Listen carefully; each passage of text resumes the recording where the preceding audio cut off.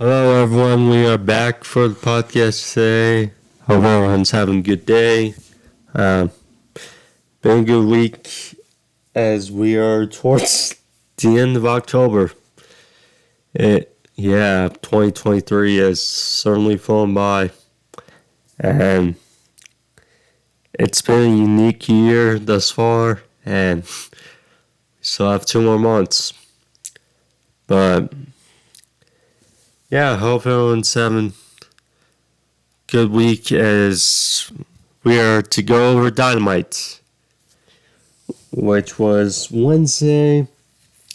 Now, last week I can tell people got flustered over the Dynamite Dozen Battle Royal being the main event, which, I get because it's a flawed system in a way with the Dynamite Diamond Ring because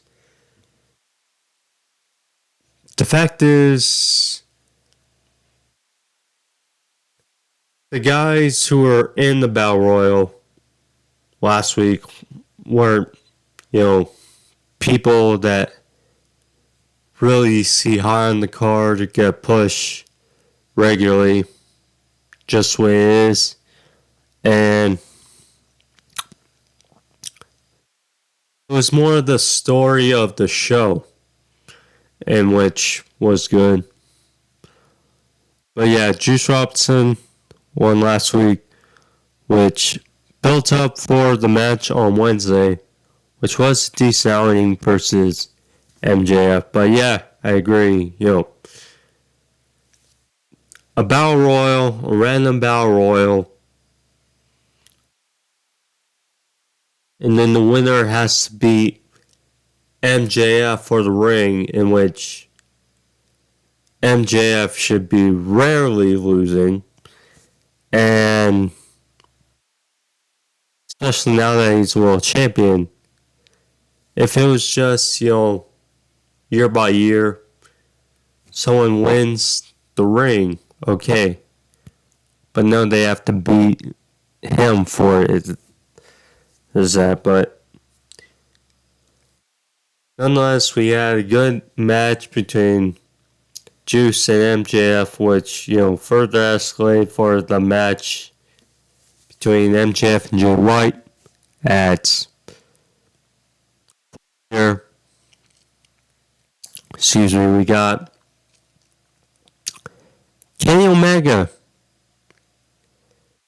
challenging MJF for the AEW World Championship, which isn't even in his possession.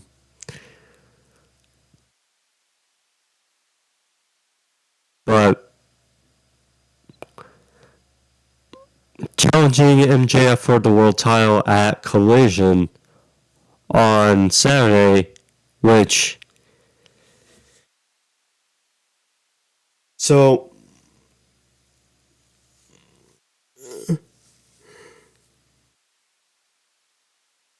MJF touted last week before Kenny Omega's match with Kyle Fletcher that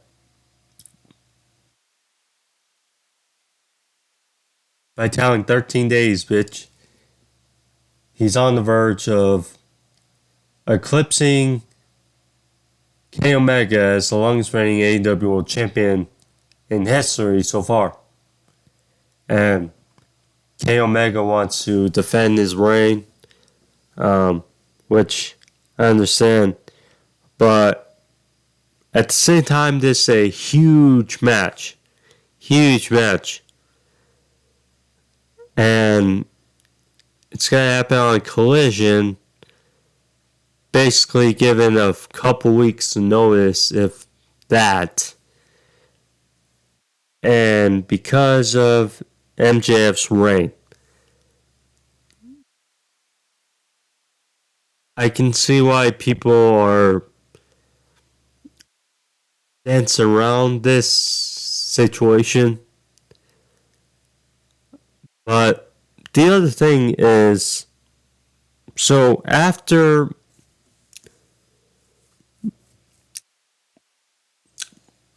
MJF's match with Juice Robinson, Bullet Club Gold challenged him to a match next week with 3 partners. And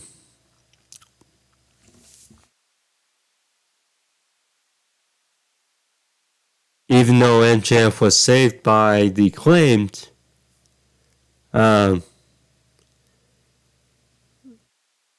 it's so uncertain as to who MJF's partners will be. So it's possible that MJF beats Omega on Saturday and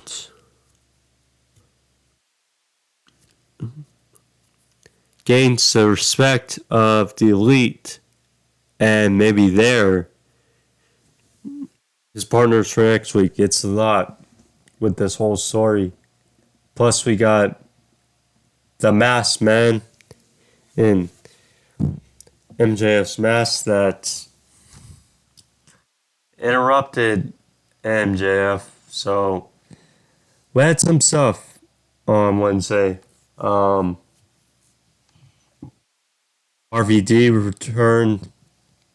Kazuchika Okada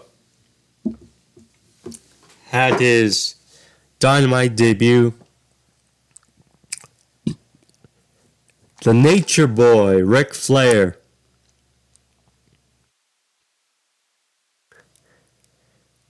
made his AEW debut as Tony Khan had his gift to Sting in his retirement tour.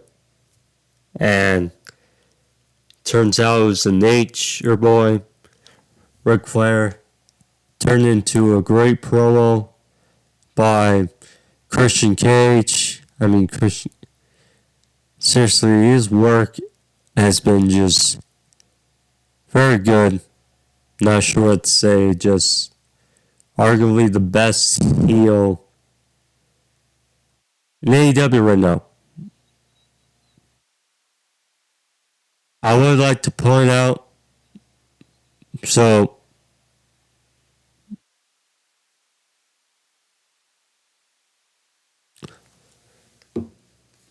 one other thing. So, at the time of Collision was TNA's Bound for Glory Saturday night, and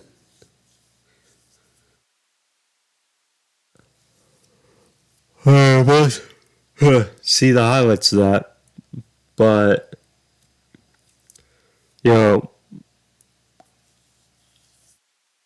which apparently Impact is now rebranding back to TNA. And I loved it when it was TNA, even though it's still called that. Anyway, so in a premiere match, Will Ospreay faced Mike Bailey, who's very good as well. So they had a match. Ospreay had a promo a little after, and people were speculating because Ospreay mentioned in a promo against Jericho after match All In that Ospreay's contract is up in February, New Japan, and people have got the wrong leads because it's come out a bunch over the weekend that'll impact TNA interested in him, WWE interested in him. Why wouldn't they be?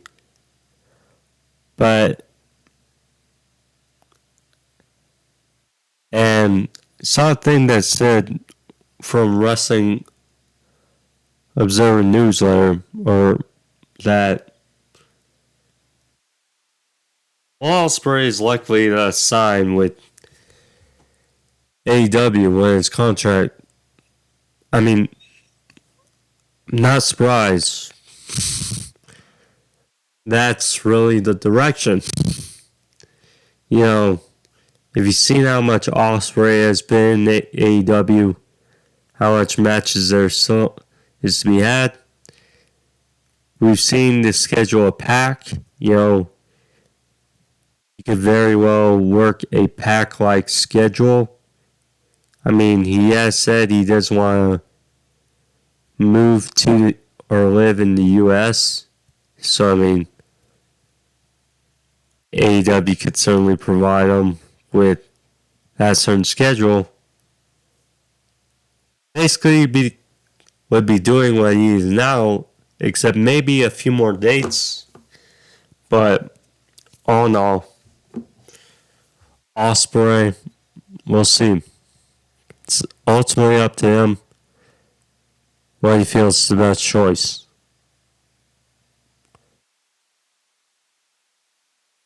Anyway, now with all this out of the way,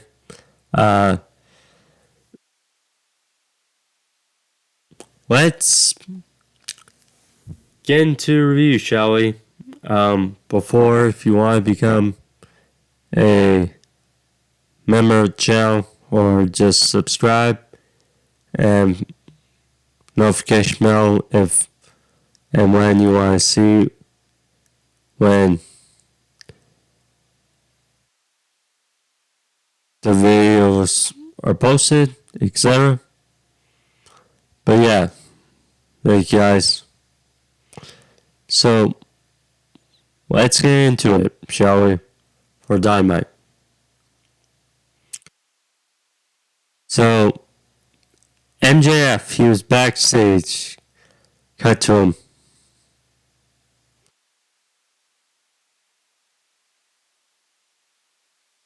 So, he was backstage with Renee Paquette, and he was on the phone with Adam Cole,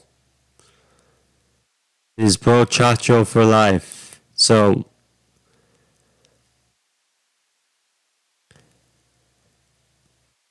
he was on the phone asking him how surgery went. He said he's glad he's out of that dump hole with Roddy.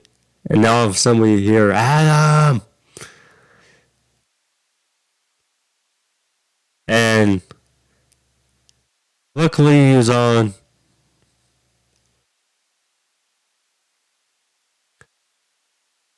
Luckily he was no longer in a hospital gown, but he's still in a wheelchair with his neck brace.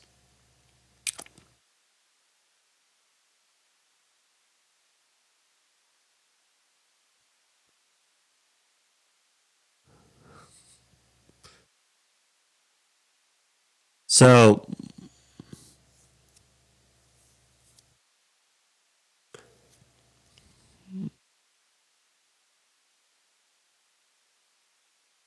anyway, so the Kingdom was there. Bennett had that giraffe.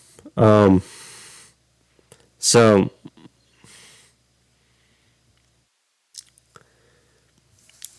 Ryan was like, he's here to help. I'm hung up, and then MJF basically, oh, you want help? And then he flung Roddy in his wheelchair backwards, and then the Kingdom went off to save Roddy. Hilarious. So MJF called anime talking about Juice Robinson.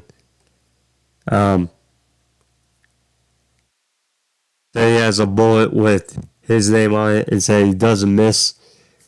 So as he was cutting this promo, we got the glitch, got the animation. So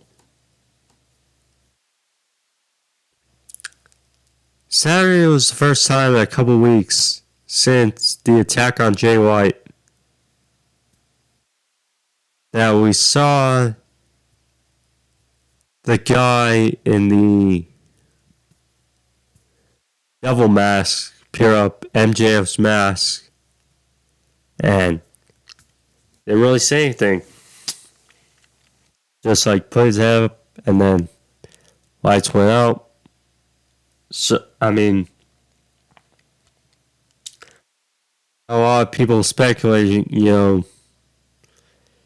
because Adam Cole, when he gets ready to do the boom on the apron, tilts up, that people took that as a subtle tease. I mean, look, Cole hasn't been there in weeks.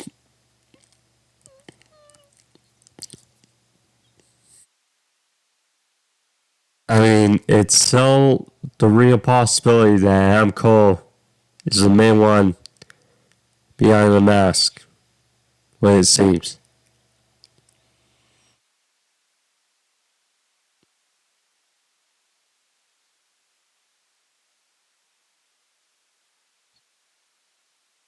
So then we lead into Juice Robinson versus MJF. Jay White was not at ringside.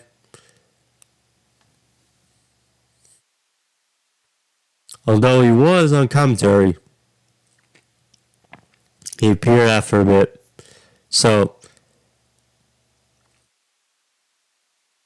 the Guns were at ringside though. So pretty hefty match. So MJF catapulted Juice into the post on the outside. Juice wound up bust open.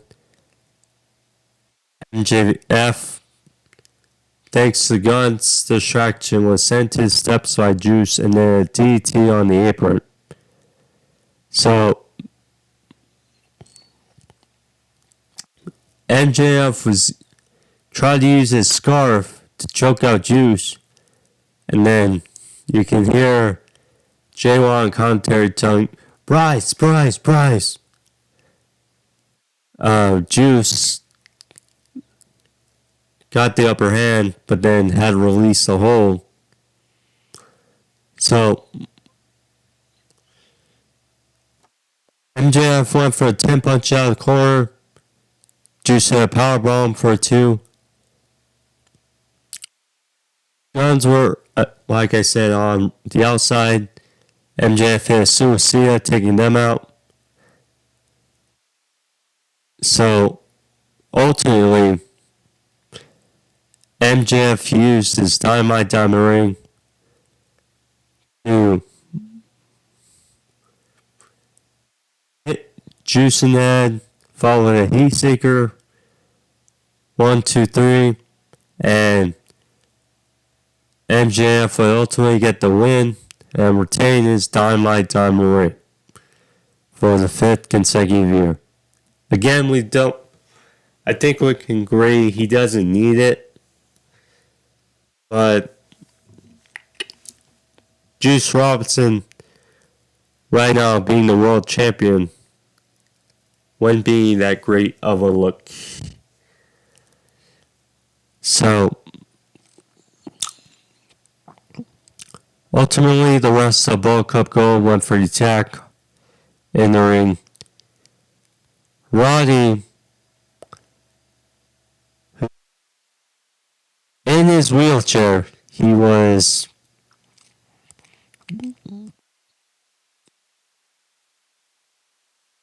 chaired his way out.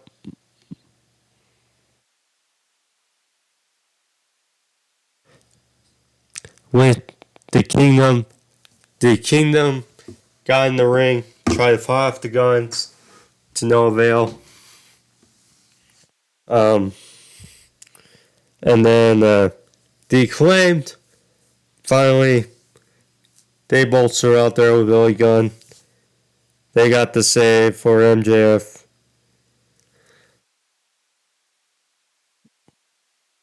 So, Jay White issued a challenge. He said next week, 4-on-4, 4 of us versus you and 3 other partners.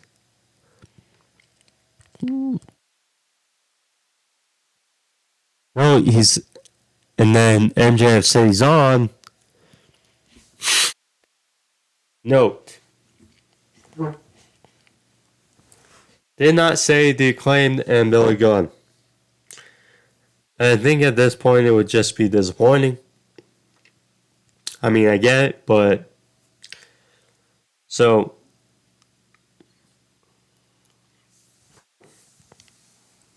Max Caster was trying to soak up, trying to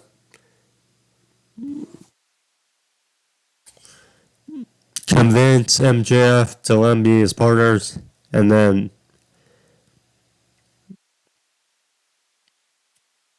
as for the scissor, at first it looked like Max was gonna oblige, but he was like, nope.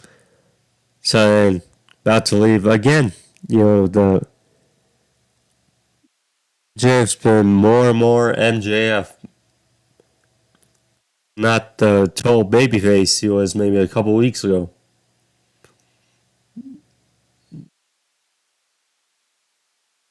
So then all of a sudden he's walking up the stage. Excuse me. We hear Kenny Omega's music hit. So Omega's on the stage, eye to eye with MJF.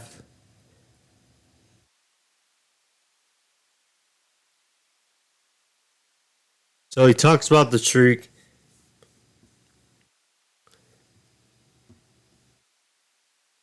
And he says, well, why not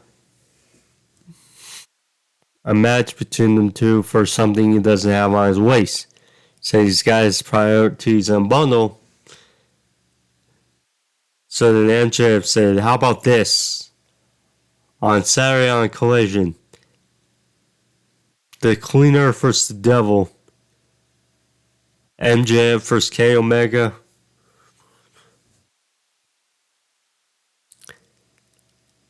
So they shook hands, and then MJ or K Omega whispered in MJF's ear, 3 days, bitch.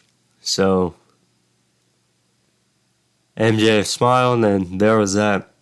He's like, okay, you got time. So, I mean,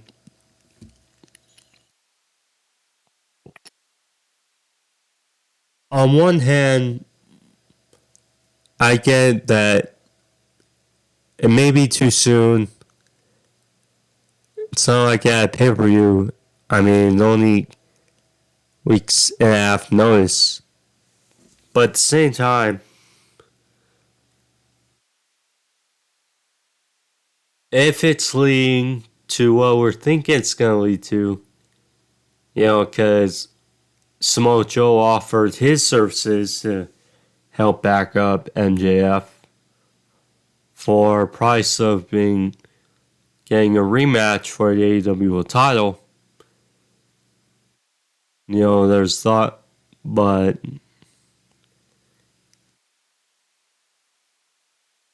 yeah, if this leads into,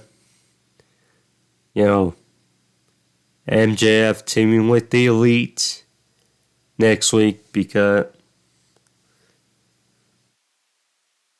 and then we can always circle back to rematch. That's the thing. And then build it from there. So, yeah, I get it. It may be too soon and not enough build. But if it leads into something, then it works. Leads to what we're thinking.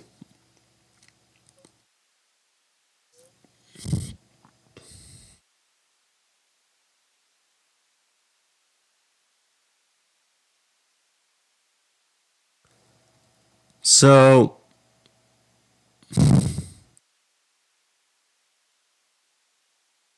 last week, we got no words from Wardlow. He just got the thing on his wrist that said MJF. Wardlow here had a vignette. So, he was seen here run up and down some steps and talking about why he's back. Said,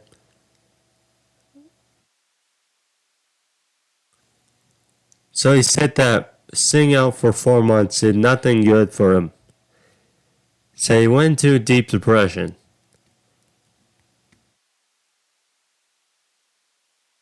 While he's on the silence, he saw that. Excuse me. He said that while he's on silent, he got to see MJF, who he knows he is, and who he beat at Double Nothing, get to be paraded around and cheered as the face of the company. Main event all in. Well, that didn't sit right with him, and he said that MJF, after everything you've taken from me, I'll take, or there's nothing left for you to take from me, I will take everything from you. So, a little bit more of an explanation from Wardlow. So, there you go. So,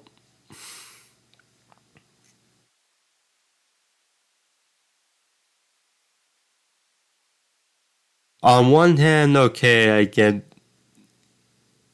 he's upset at MJF because, yeah, Wardlow beat MJF at Double or Nothing last year, which, there's that controversy of was he going to stay or was he going to leave? Whole thing. So, anyway, we know Wardlow's momentum was dropped from last year. We know the whole story. But anyway, shouldn't Wardlow be upset at Samoa Joe and the fact that he is the one that cut Samoa Joe's hair or Wardlow's hair? And I get, again, we're trying to give this a chance because they dropped the ball with Wardlow before, and we're just hoping they don't do it again.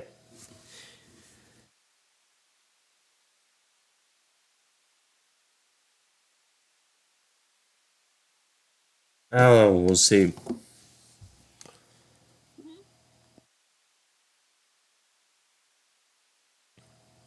We got Hook and RVD.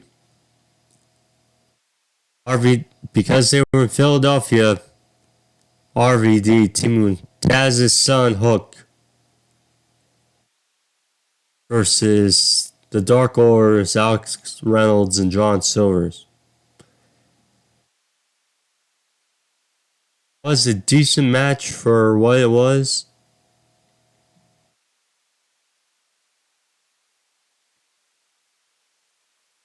So,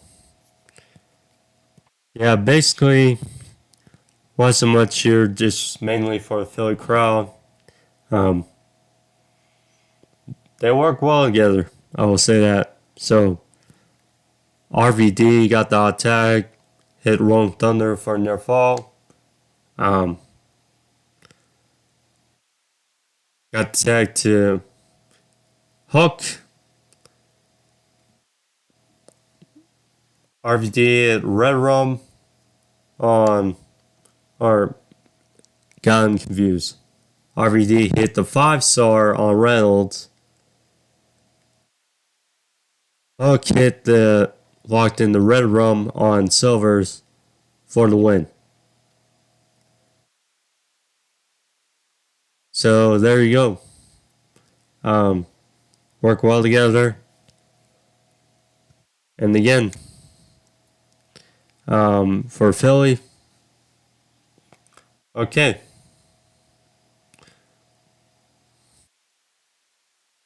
Toni Storm, she had another little silent movie in between commercial breaks, which was hilarious. Her character, yeah, It's great. So she was talking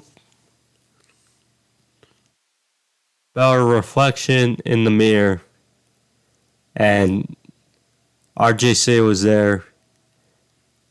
And for the last couple weeks, they've been talking about this butler. So apparently, we got a butler for Toni Storm. Who I don't know if he's the same guy as Dr. Luther, but yeah, apparently the name of Toni Storm's butler is now Luther. So there you go. And they announced that she's going to be vying for the AEW Women's Championship at Full Gear, calling her Hollywood Homecoming.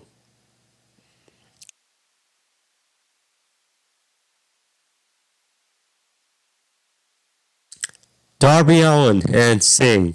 So they went out there. There was a video going around of Darby Allin with his arm in a cast. He was doing this like crazy stunt.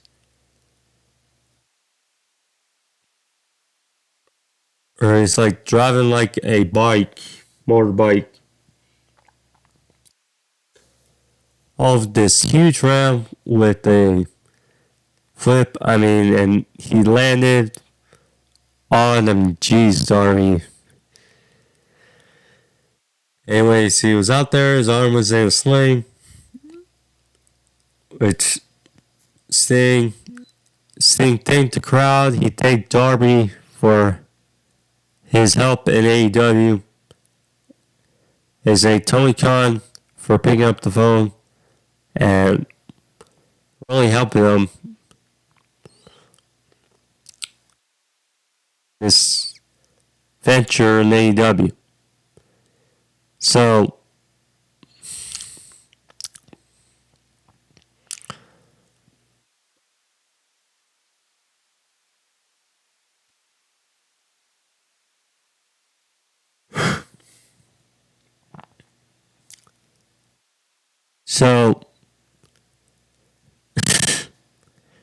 you know it's Tony Schiavone had Sting on the arm, and Sting was like, Tony wants the microphone back, so Tony, here we go. So he gave him the microphone. And there we go. Said, Tony Khan should thank you, Sting.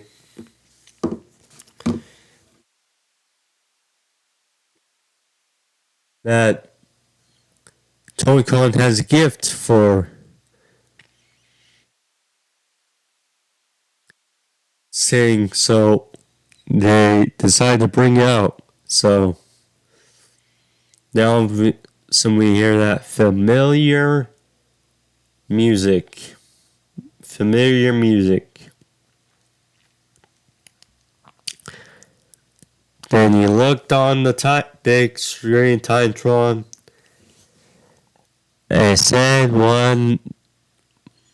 its name, Ric Flair, the Nature Boy. The talent put Sting his talent many times, put him on the map. Ric Flair was out there. I'd say it was fun seeing the Nate back on TV in this moment. He was in there.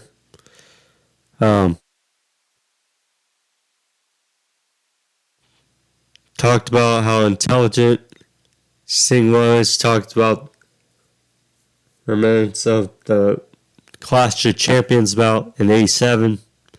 The original one. They hugged. Rick gave Sting a chop. That was one. Then all of a sudden, we hear Christian Cage music play, and there you go. So, Christian Cage was out there with Luchasaurus and Nick Wayne.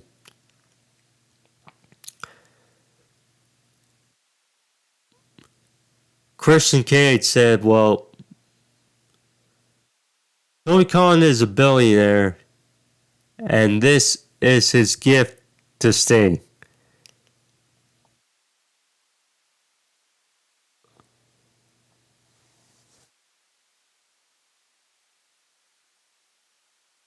So, Christian said, well, he basically gave you a nice suit,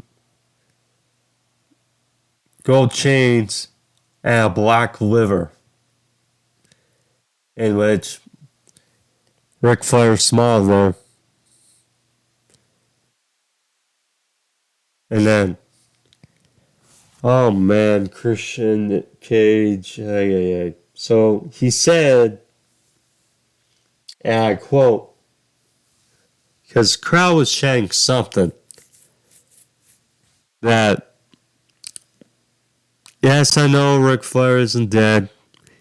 He said that if there's no God, because there was, Ric Flair would have been gone 20 years ago. So,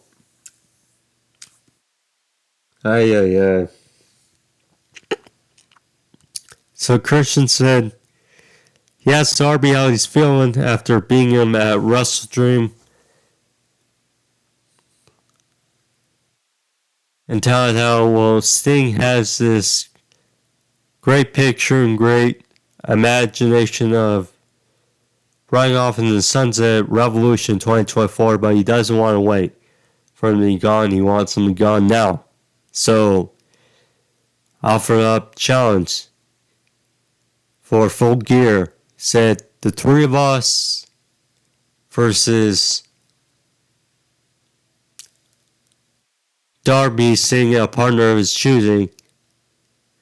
Said that you could bring Ric Flair, but Ric Flair is one super kick away from his pacemaker turning into dust.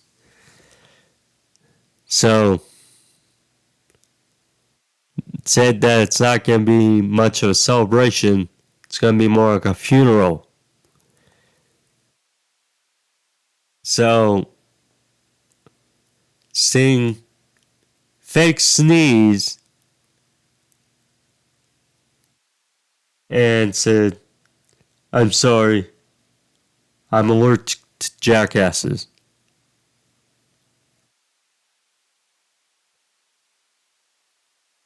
So he said, you know what, Full Gear, fine.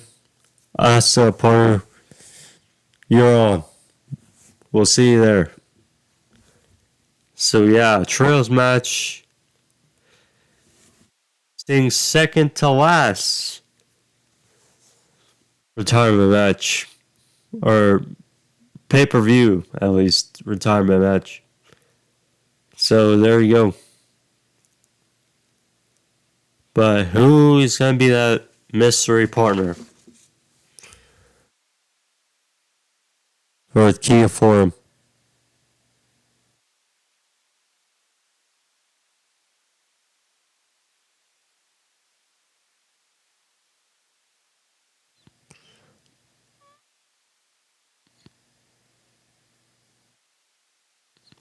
So, Chris Jericho sat down with Renee Paquette.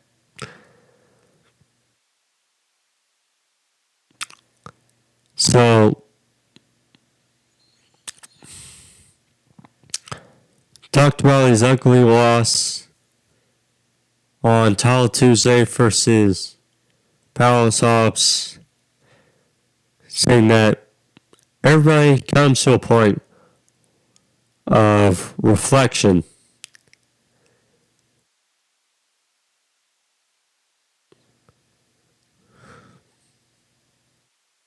So, Chris Jericho said, well, Don Callis has a whole family.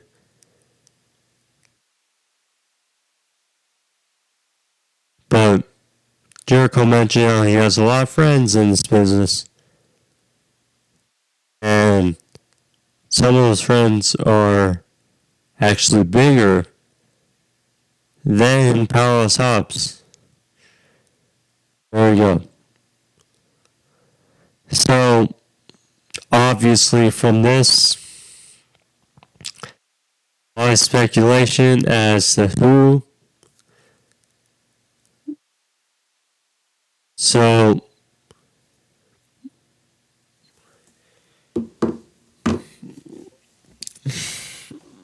we know one Paul White and Chris Jericho, former WWE Unified Tag Team Champions, former tag team partners in WWE. I mean, like they said, not a lot of people are bigger than Powerhouse Hobbs.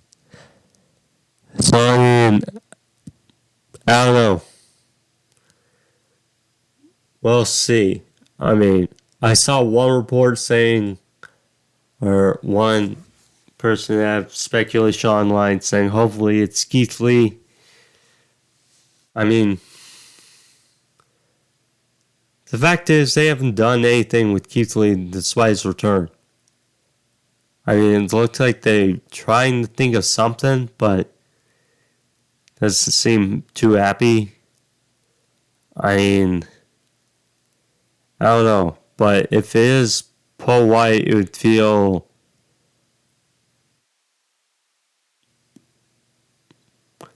disappointing. Very disappointing as well. So, I don't know. We'll see.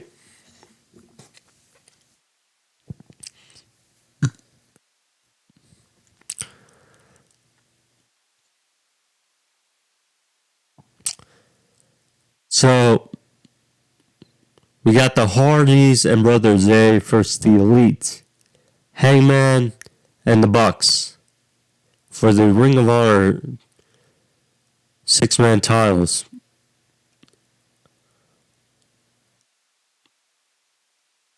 Another Ring of Honor title defending on TV, AEW TV. I mean, yeah. So,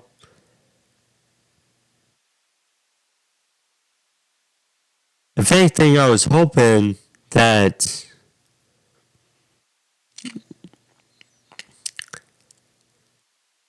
the Hardys and Zay would win because, well, they're not really doing anything with the Hardys. I mean, it would give them at least a title, one more reign at least for this last run, but nope. So, match was fine. Hangman hit a Death Valley driver for 2. I'm guessing Mark Quinn is still hurt. I'm guessing. So,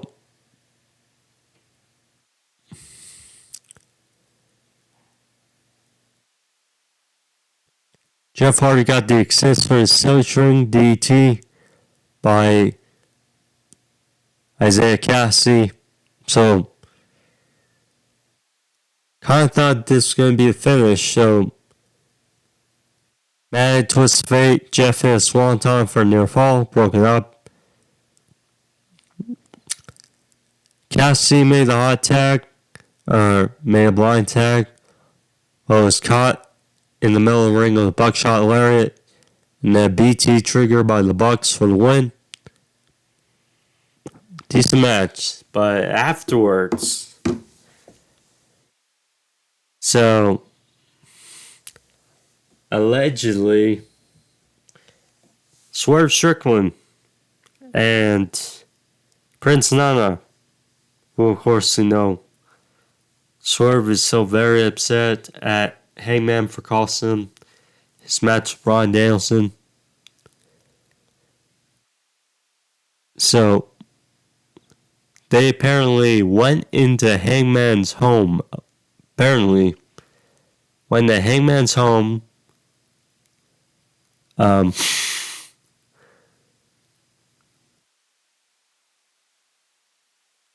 Nana ate some blackberries that were in the kitchen, and then there was a children's book on the coffee table, and then Swerve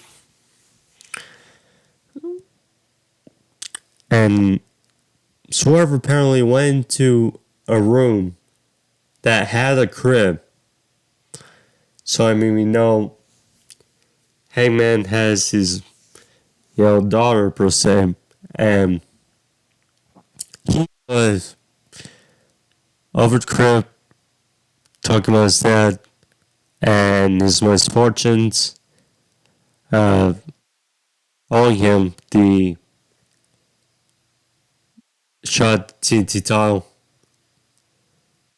and he pulled out a Mogul Embassy shirt, threw it in the crib, saying, "Just a reminder that you're indebted to me."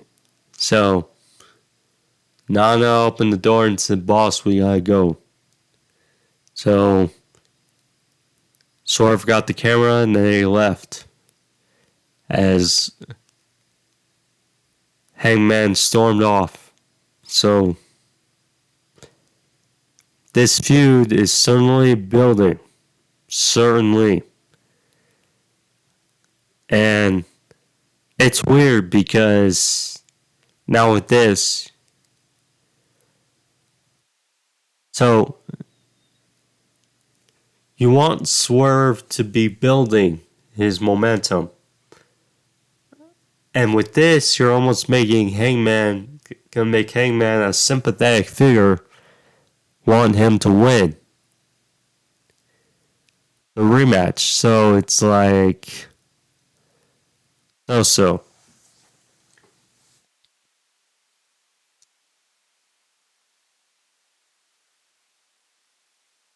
But yeah, the story between Swerve and Hangman is building. Adam Copeland, he was backstage. Renee talked about his stance on fighting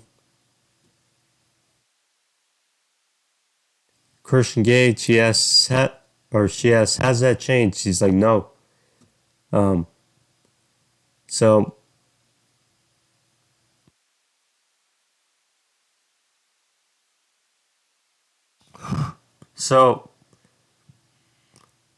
Sting and Darby,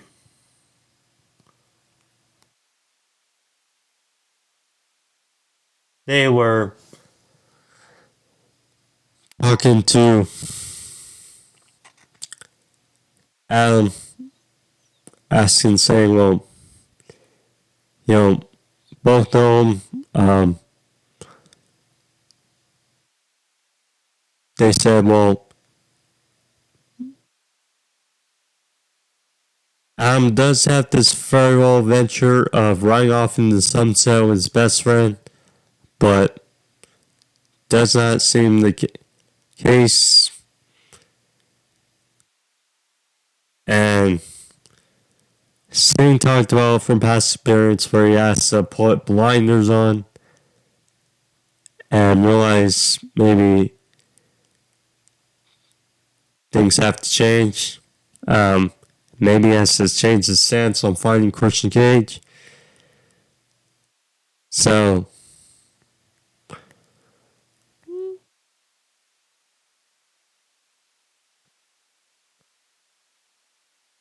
basically, Sting was like, you better change it before it's too late. Better think about it.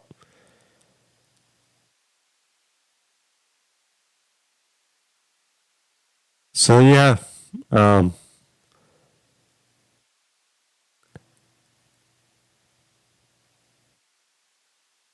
don't know. Would it be too soon? Well, it's totally possible that Adam is their partner, but they find way for Adam Copeland to not fight Christian Cage. It's a thought. But we'll see how they maneuver around this.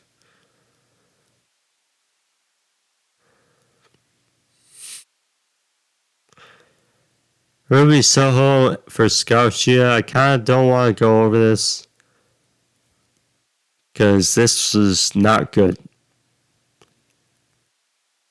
I mean, honestly, she is great. The fact that Ruby Soho and the run, I mean, jeez. We know how good the talent is within the women's locker room. And it's just very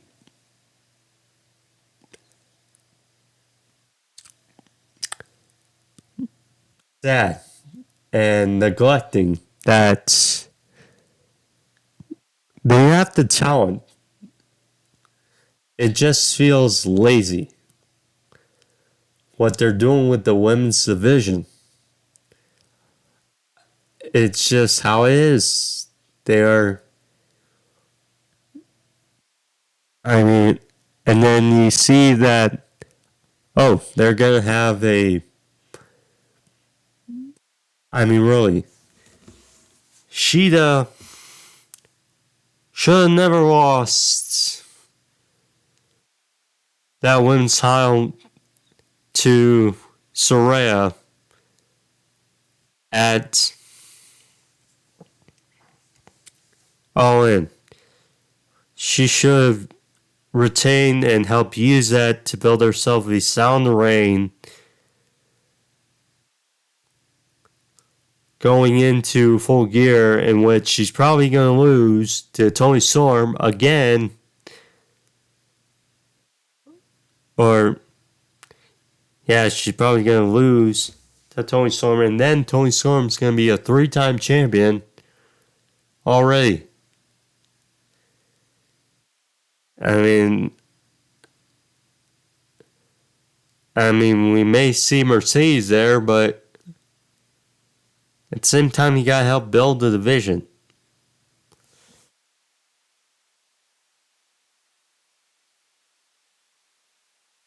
Anyways, Shield won with Katana. There you go. Knee strike.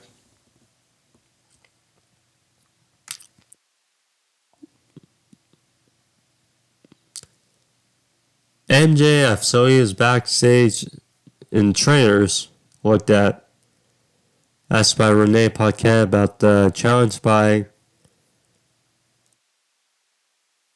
Okada to mention all those gunning for him, including Kenny Omega. And Locks. Samoa Joe says that he respects him and that I'll help you and I'll be your friend. And it's like, sounds good to me. Sounds good to me. But Samoa Joe's like, on one condition.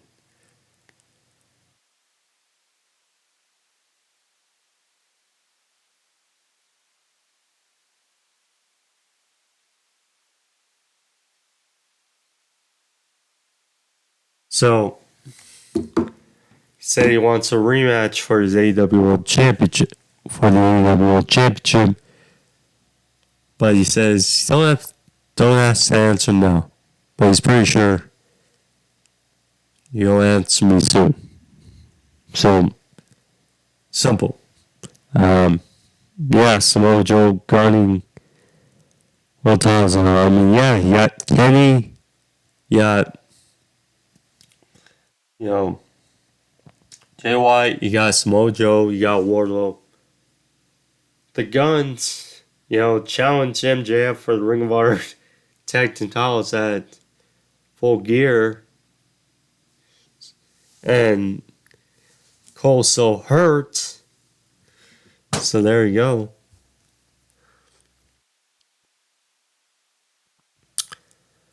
Main event. Orange Cassidy and Kazuchika Okada. Yes, the Rainmaker. Versus Claudio, Castagnoli, and Bryan Danielson. This I thought was a fun main event, a fun tag team match. With the ending a little suspicious. Some controversy about the ending. So, obviously, Bryan and Okada exchanging again. That was a big thing since Forbidden Door. So, got the offensive DT for near fall. Then a flapjack. So, Bryan fired back with yes kicks. Orange and Claudio then were in the ring. Orange a DT for near fall. Claudio caught the Superman punch into the giant swing. That was a great swift movement, transition. So, Okada's back in the ring, got the offense. So, Okada hit the Rainmaker pose. And then Orange Cassidy right after hugged Okada. Because, like, you got to give people what they want. I mean, hilarious. So, I was like, what? And then Bryan caught him with a missed dropkick. So, Orange and Okada teamed up on Bryan. So, Okada was holding up Cassidy, or holding up Bryan. Orange hit an orange punch, followed a Rainmaker, which took out Bryan. He was on the apron holding the side of his face. So, and it's pretty much out for us match. So, Claudio hit a big uppercut on Okada. Then hit a big pop-up uppercut on Orange for the win. Bryan and Claudio got the win, but Bryan was shown holding his face. And, Chaos and the Best Friends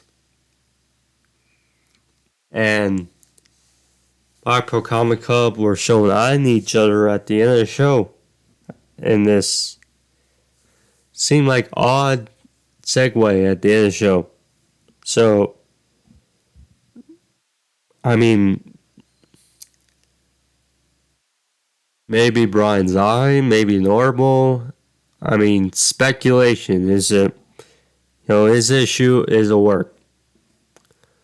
I mean, don't particularly know.